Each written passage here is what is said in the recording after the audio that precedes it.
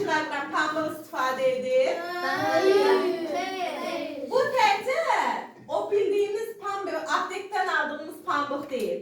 Bax, bunun içində bizim geyimlərimiz var, geyimlərimizin tərkibində olan pambıqlar var, gündəlik istifadə etdiyimiz əşyalarımızın içində olan pambıqlar var.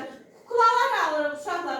Onun içinde pamuk. Kuklaların içində yumuşaq pambıqlar var. O pambıq pambığın yararsız hissəsinə, yəni pambığın içinin İçine doldururlar. Ay sağ olun, içini doldururlar kuklalar. Onlardan da biz istifadə edirik. De. Birinci pamuğu əkirlər, sonra pamuk bitir. Pamuğu yığırlar,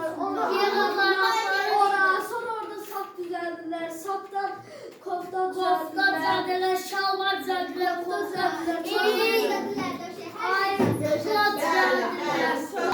Harda görürsünüz? Azərbaycan üçün çox əhəmiyyətli bir bitkidir. Yəni Azərbaycanın gəlirlərinin